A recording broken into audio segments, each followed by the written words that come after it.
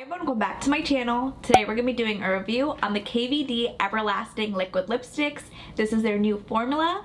If you do want to see a review and a demo, then please keep watching. As a huge favor, if you like this video, give it a thumbs up and comment anything down below. I greatly appreciate it. I read all the comments and I will do my best to reply back. Each liquid lipstick retails for $22 at Sephora, Ulta Beauty, and KVD online. There are 20 shades in this collection. I purchased 16 out of the 20 shades. I do want to read a little bit about these liquid lipsticks on Sephora's website. An iconic liquid lipstick with all-day transfer-proof wear, now in a hyper lightweight, comfortable formula. Here's a closer look on what the packaging looks like. It says KVD. Underneath that, it says new formula. It says everlasting. Across that, it says Hyperlight liquid lipstick. You get 7 milliliters of product or 0.23 fluid ounces. On this side of the packaging, it states it's vegan and it was made in the USA. On the back, you have the list of ingredients. On this side, you have a little description. Up at the top, you have the shade name. This shade is called Queen of Poisons, formerly known as Lolita.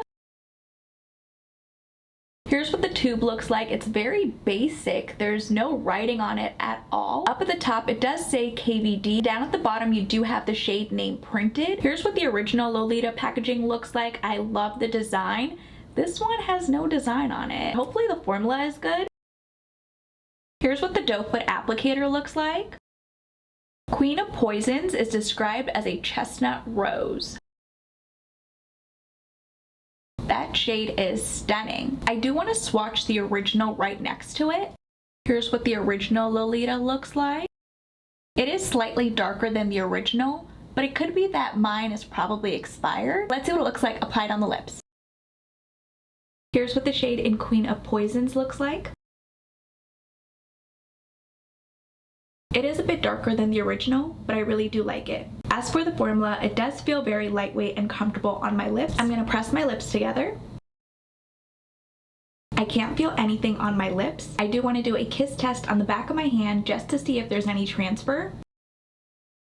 There's absolutely no transfer on the back of my hand. Here's what my lips look like after the kiss test. As you can see, all of the product is still on my lips. The next shade is called Moonflower.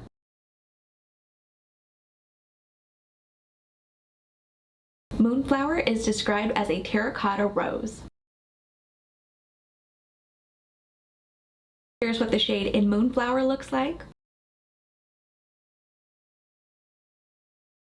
Another stunning shade. The next shade is called Snake Willow. Snake Willow is described as a hazelnut brown. Another gorgeous shade. Here's what the shade in Snake Willow looks like. This shade is perfect for fall. The next shade is called Dead Nettle. Dead Nettle is described as a brown mauve. Another beautiful shade. Here's what the shade in Dead Nettle looks like. These shades keep getting prettier and prettier. I love this shade as well. Next up, we have Quicksand Rose. Quicksand Rose is described as a sienna beige. Here's what the shade in Quicksand Rose looks like. This shade applied a little bit uneven, but it is really pretty. The next shade is called Jupiter's Eye.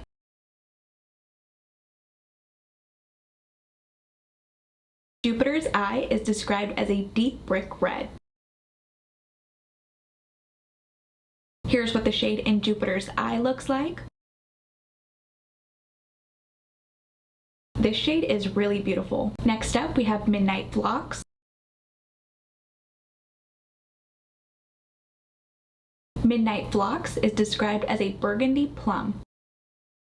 Again, that's really pretty. Here's what the shade in Midnight Phlox looks like. This shade applied a bit patchy to my lips. It was a bit uneven. It even looks a little bit uneven as well. I wish this shade was a little bit more pigmented. The next shade is called Moth Orchid. Moth Orchid is described as a soft pink. This shade might wash me out, but let's see what it looks like applied on the lips. Here's what the shade in Moth Orchid looks like. This shade washes me out, and it did apply unevenly on my lips. The next shade is called Spiked Calosia. Spiked Calosia is described as a neutral rose. That's really pretty. Here's what the shade in Spiked Calosia looks like. Again, I had a hard time getting an even application with this shade. The next shade is called Bleeding Heart.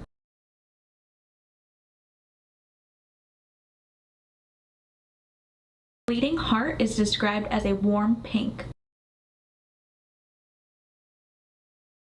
Here's what the shade in Bleeding Heart looks like.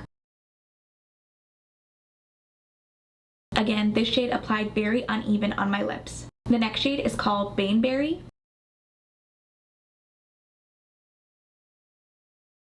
Baneberry is described as a bright berry.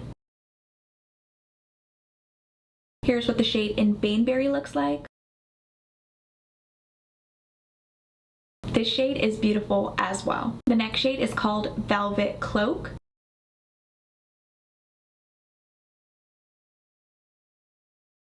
Velvet Cloak is described as a mauve rose. That shade is so pretty.